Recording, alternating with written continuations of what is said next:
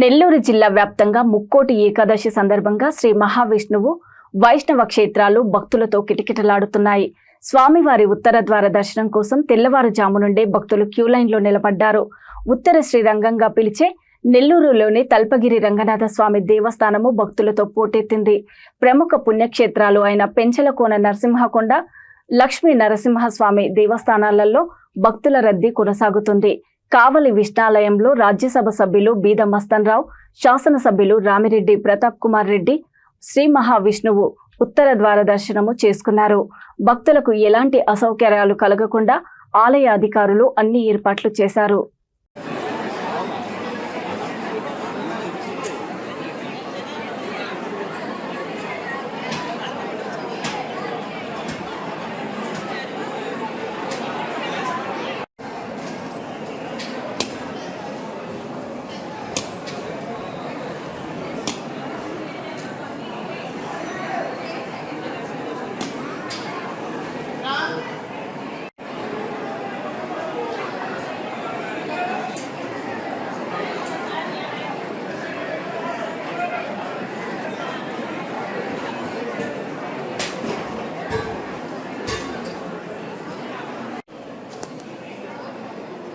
Voice ఇస్తా.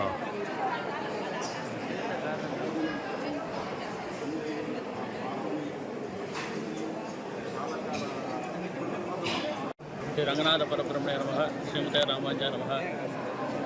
ఈరోజు ముక్కోటి ఏకాదశి సందర్భంగా ఉదయం స్వామివారు వైకుంఠ ద్వారం నుంచి భక్తులకు దర్శనమిచ్చారు.